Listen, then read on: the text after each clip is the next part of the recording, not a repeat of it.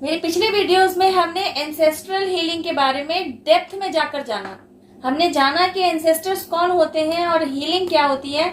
हमने यह भी जाना कि हीलिंग की जरूरत आपके एंसेस्टर्स को क्यों पड़ती है और जाना कि आपके एंसेस्टर्स को आप हीलिंग किस तरीके से दे सकते हैं। मेरी प्रीवियस वीडियोस में आपने यह भी जाना कि ब्लड लाइन में पीछे से चले आ रहे ऐसे कौन कौन से पेन हैं जिन्हें आपने भी आज तक अननोइंगली कैरी कर रखा है। आपने यह भी जाना कि डिवाइन द्वारा आपको अवेकन कैसे कराया गया, आपको आपकी अवेकनिंग प्रोसेस जर्नी से गो थ्रू किस तरह कराया गया, आपको समय समय पर डिवाइन प्लान द्वारा हेल्प किस तरीके से प्रोवाइड कराई जाती रही।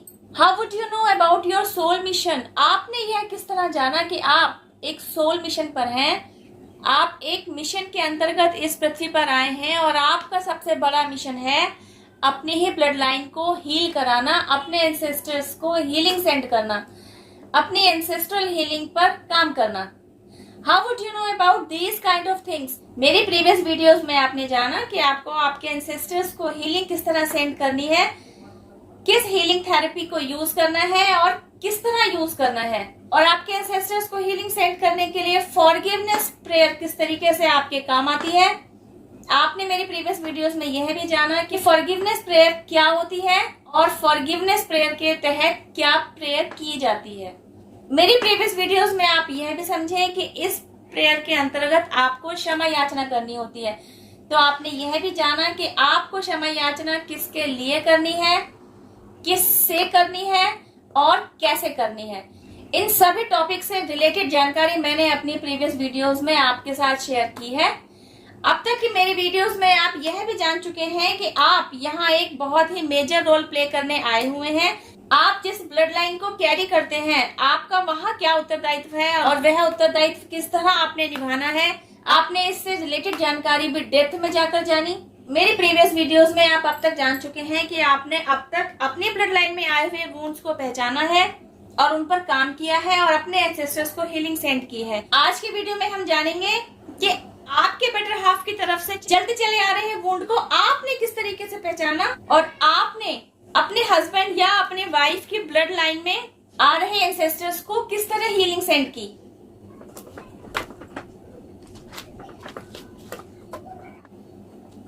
यहाँ आप खड़े हैं, ये दो ब्लड लाइंस आपसे आकर जुड़ती हैं।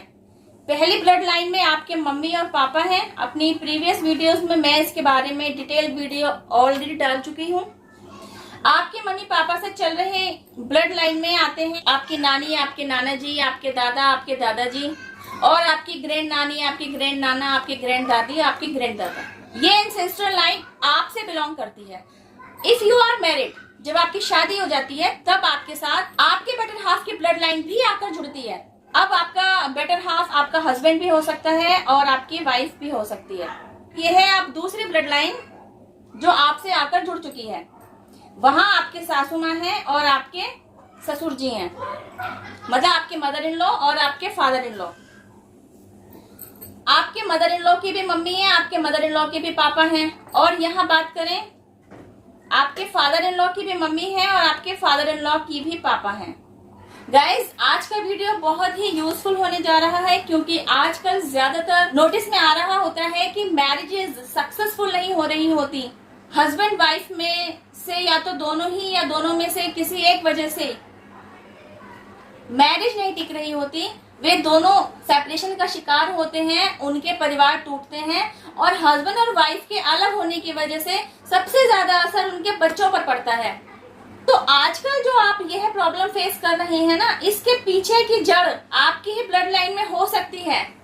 ऐसा ही कुछ मैं आज आपको समझाने जा रही हूँ। आप ऐसी फैमिली से आते हैं जहाँ हस्बैंड कमाता है और मदर जो है वो हाउस वाइफ है, वो घर संभालती हैं।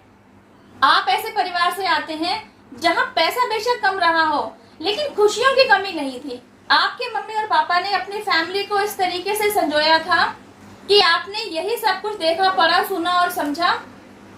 परिवार की खुशियां एक दूसरे के साथ रहने में ही हैं। आप जिस घर से आते हैं आपने वहां सीखा कि कम पैसों में एडजस्ट कैसे किया जाए और उन्हीं एडजस्टमेंट के साथ खुश कैसे रहा जाए। आप ऐसे परिवार से आते हैं जहां दूर दूर तक किसी का कोई कंप्लेनिंग नेचर नहीं था। और आपके मम्मी पापा की ब्लड लाइन में दूर दूर तक कहीं कोई सेपरेशन की स्टोरी आपने नहीं सुनी थी और ना ही कोई डिवोर्स से रिलेटेड स्टोरी ही आपके सामने आई थी। आपने अपने मम्मी पापा से यही सब कुछ देखा, सुना और समझा और सीखा भी कि हस्बैंड वाइफ एक दूसरे के पूरक होते हैं, तभी ना उन्हें एक दूसरे का बेटर हाफ कहा जाता है। आपने सीखा कि हस्बैंड और वाइफ गाड़ी के वे दो पहिया होते हैं जो साथ में मिलकर अपनी जिंदगी की गाड़ी को चला रहे होते हैं और गाड़ी में बैठने वाले पैसेंजर होते हैं उनके बच्चे, जो आगे जाकर उनकी खुशनुमा लाइफ में शामिल होते हैं और उनकी खुशियों को और बढ़ाते हैं। आपने अपने माता पिता से यह भी सीखा कि अपने गृहस्थ जीवन को आगे बढ़ाने के लिए कुछ एडजस्टमेंट करने पड़ते हैं। फाइनेंशियल एडजस्टमेंट आपके मनी रिलेटेड प्रॉब्लम्स को फेस करने में मदद करती है और जिंदगी में आ रहे उतार चढ़ाव आपके इमोशंस रिलेटेड सिचुएशंस को हेल्प करने में मदद करते हैं। लाइफ में आने वाले कैसे भी उतार चढ़ावों के लिए एक दूसरे के साथ मजबूती से खड़े रहना आपकी इमोशनल स्ट्रेंथ को बताता है और यही इमोशनल स्ट्रेंथ आपने भी कैरी की अपने मम्मी पापा की तरफ से। When you get married with your hubby or with your wife, आपका माइंड अच्छे से सेट था आपको अपने बेटर हाफ के साथ डील कैसे करना है। अगर आपका बेटर हाफ अग्रेसिव बिहेवियर दिखा रहा है, किसी वजह से मेंटल लेवल पर डिस्टर्ब है, परेशान है, तो आपने उन सिचुएशंस में किस तरीके से डील करना है। You know everything about it. किस तरीके से आपने खुद को काम रखना है और किस तरीके से आपने अपने बेटर हाफ की परेशानी को दूर करना है, उसे उसकी परेशानी से बाहर निकालना है और घर में परेशानी के बावजूद खुशी का माहौल कैसे क्रिएट करना है। इन सभी सिचुएशंस को डील करने में आप एक्सपर्ट रहे और आपने यही सब कुछ सीखा भी और किया भी। अगर आपकी लाइफ में कभी को मनी रिलेटेड प्रॉब्लम आकर खड़ा हो जाता, तब भी आपको यह अच्छे से पता था कि आपको इस प्रॉब्लम के साथ किस तरह डील करना है। इस सिचुएशन को फेस करने के साथ साथ आपको खुश कैसे रहना है और खुशियों भरा एनवायरनमेंट कैसे क्रिएट करना है और अपने हस्बैंड या अपने वाइफ के साथ सामंजस्यता किस तरह बिठानी है। यह तो था आपका स्वभाव जिसे आपने अपने मम्मी पापा की तरफ से आपकी उस तरफ की ब्लड लाइन से कैरी किए हुए था। अब बात करते हैं आपके हस्बैंड या अपने वाइफ के स्वभाव के बारे में, जिसे उन्होंने अपनी तरफ से चलती चली आ रही ब्लड लाइन से कैरी कर रखा था। होता क्या है, कुछ सालों तक तो सब कुछ सही रहता है बिटवीन यू एंड योर हबी और वाइफ। इन्हीं कुछ सालों में आपके एक या दो बच्चे भी आ चुके होते हैं और आपने अपनी लाइफ को और जिम्मेदारी से निभाना सीख लिया होता है।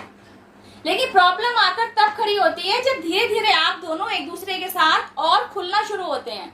धीरे धीरे आप एक दूसरे को और नजदीकी से जानने लगते हैं। तब जाकर आपको पता चलता है कि आपके हस्बैंड या आपकी वाइफ मतलब आपके बेटर हाफ का स्वभाव आपके स्वभाव से बिल्कुल मेल नहीं खाता, बिल्कुल ऑपोजिट है। अगर आपके केस की बात की जाए और आपका केस अरेंज मैरिज से ताल्लुक रखता है, तो 10 से 15 साल तो अरेंज मैरिजेस में एक दूसरे को समझते समझते आराम से निकल जाते हैं। तब दिक्कतें आनी शुरू होती हैं जब एक दूसरे को वे ज्यादा ही समझ चुके होते हैं, एक दूसरे के साथ वह बहुत हद तक खुल चुके होते हैं। तब आपको समझ में आता है आपके बेटर हाफ का नेचर आपके नेचर से बिल्कुल ऑपोजिट है और तब आप दोनों के बीच में ना दिखने वाला डिस्टेंस आना शुरू होता है। अब इस डिस्टेंस को कुछ लोग अपनी नासमझी से बढ़ा लेते हैं और कुछ लोग अपनी समझदारी से इस डिस्टेंस को दूर करने पर काम करते हैं।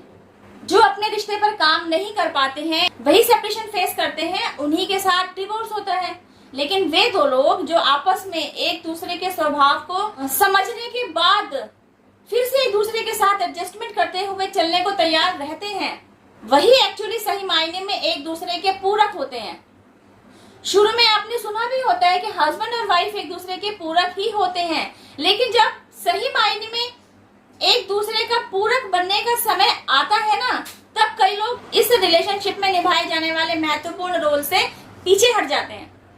कहने सुनने में तो कितना अच्छा लगता है कि हस्बैंड और वाइफ एक दूसरे के पूरक होते हैं, लेकिन जब आप समझते हैं ना इस बात को कि पूरक होने का मतलब यही है कि एक गर्म होगा और एक ठंडा होगा, मतलब एक स्वभाव से गर्म मिजाजी होगा और एक स्वभाव से बड़ा ही शांति प्रिय होगा। एक को गुस्सा जल्दी आ जाएगा और एक को गुस्सा बिल्कुल नहीं आएगा। एक बड़ी जल्दी ही सिचुएशंस पर रिएक्शन दे देगा और एक बंदा सिचुएशंस को बिना एनालाइज करे अपना रिएक्शन नहीं देगा। हस्बैंड वाइफ में से एक बंदा दूरदर्शी होगा तो दूसरा बंदा बिल्कुल दूरदर्शी नहीं होगा। एक बंदा शॉर्ट टेम्पर्ड होगा तो दूसरा बंदा मृदुभाषी होगा। एक बंदा अनफेवरेबल सिचुएशंस के लाइफ में आ जाने से परेशान हो जाएगा और दूसरा बंदा अनफेवरेबल सिचुएशंस के लाइफ में आ जाने पर भी खुश रहेगा और उन परेशानियों से बाहर निकालने के रास्ते तलाशेगा। एक बंदा कंप्लेनिंग नेचर से भरा हुआ होगा तो दूसरे बंदे की नेचर में कंप्लेंट करना शामिल ही नहीं होगा। और कितने एग्जांपल्स दूं?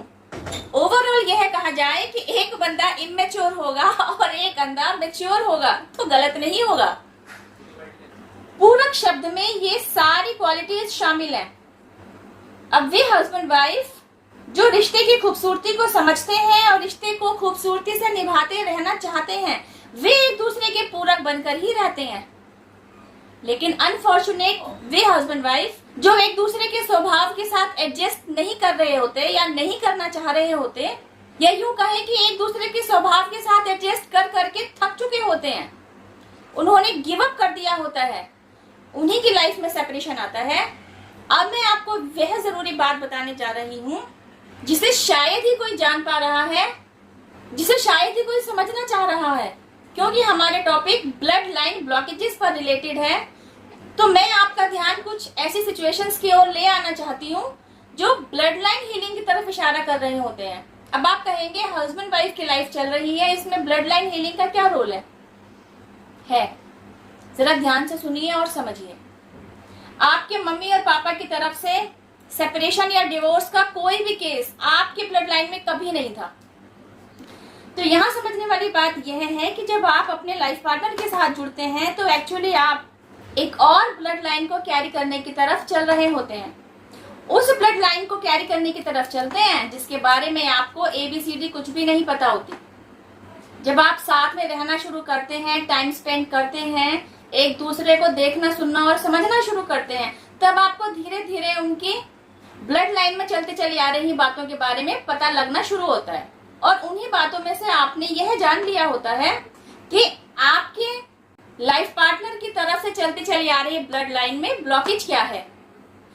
मेरी अभी रिसेंट डाली हुई प्रीवियस वीडियोस में आपने यह जाना कि आपने अपने खुद के ब्लड लाइन को किस तरीके से हील किया, अपने मम्मी पापा की तरफ चलती चली आ रही ब्लड लाइन में आ रहे ब्लॉकेज को किस तरह ढूंढा और कैसे उन पर काम किया, और किस तरह आपने अपने मम्मी पापा की तरफ से चलती चली आ रही ब्लड लाइन को हीलिंग सेंड की। क्योंकि आज की वीडियो में हमने इसी टॉपिक पर बात करनी है कि आपने अपने लाइफ पार्टनर की तरफ से चलती चली आ रही ब्लड लाइन को किस तरह हीलिंग सेंड करनी है। अपने लाइफ पार्टनर की तरफ से चलती चली आ रही ब्लड लाइन में सबसे नियरेस्ट ब्लॉकेज जो आपने देखा वह यह है कि आपके सास और ससुर की आपस में नहीं बनती थी। अब नोबडी नोज अबाउट इट कि क्यों नहीं बनती थी। खुद से नहीं बन रही थी या बिकॉज ऑफ एंसेस्ट्रल ब्लॉकेज की वजह से वही पेन उन्होंने कैरी कर रखा था, जिस पेन पर काम किया जाना था, जिस पेन को हीलिंग सेंड करनी थी। लेकिन इस तरफ नॉलेज ना होने की वजह से वे भी उसी पेन को कैरी करते हुए शरीर छोड़ गए। न जाने कितने ही परिवारों की यह कहानी है कि हस्बैंड और वाइफ के बीच कुछ ठीक नहीं चल रहा होता है। किन्हीं सिचुएशंस के अंतर्गत वे दोनों सेपरेशन फेस करते हैं, तो किन्हीं केसेस के अंतर्गत वे सेपरेट तो नहीं होते हैं, उन्होंने एक दूसरे से डिवोर्स तो नहीं लिया होता है, लेकिन साथ रहते हुए भी वे लोग एक दूसरे के साथ नहीं होते हैं। वे किसी न किसी तरीके के पेन में होते हैं और क्योंकि वक्त रहते ही उस पेन पर काम नहीं किया गया होता है, उन्हें उस पेन से फ्री नहीं किया गया होता, या यूं कहा जाए कि उन्होंने खुद पर काम नहीं किया होता, उन्होंने अपने आप को पेन फ्री नहीं किया होता, तो उस पेन के साथ ही वे भी शरीर छोड़ देते हैं और यही पेन उनके आगे आने वाली ब्लड लाइन में कैरी फॉरवर्ड हो जाता है, जो कि होना नहीं चाहिए लेकिन हो जाता है। तो अगर आप ब्लड लाइन में चलते चले आ रहे इस पेन को पहचान लेते हैं और इसे रिलीज करने की तरफ काम करते हैं, तो आप एक्चुअली ब्लड लाइन पर कैरी हो रखे इस पेन से आपके आगे आने वाली ब्लड लाइन को मुक्ति दिला सकते हैं। और यही आपने किया।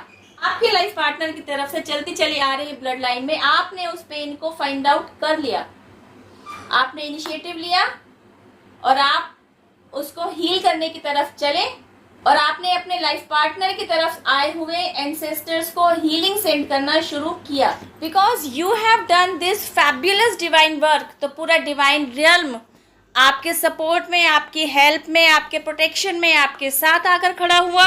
डिवाइन द्वारा, यूनिवर्स द्वारा न केवल आपको अवेकन कराया गया बल्कि आपको आपके इस सोल मिशन तक भी पहुंचाया गया, और आपने भी इस डिवाइन वर्क में सच्चे मन से, पूरी श्रद्धा के साथ, पूरी तन्मयता से कंट्रीब्यूट किया। इसलिए आप न केवल आपके एंसेस्टर्स की तरफ से बल्कि पूरे डिवाइन रियल्म की तरफ से ब्लेसिंग्स को रिसीव करने के हकदार बनते हैं। वीडियो यूजफुल लगे तो शेयर टू अदर्स, दूसरों का भी भला कीजिए। और वीडियो पर की गई मेहनत पसंद आए तो छोटू सा थैंक यू मुझे भी। I am waiting for your feedback. इसी ज़रूरी टॉपिक को कंटिन्यू रखते हुए कल फिर मैं आपसे मिलती हूँ मेरी नेक्स्ट वीडियो में। टिल देन हैव पेशेंस, रब्बा खैर, जय माता दी, take care, bye, stay blessed.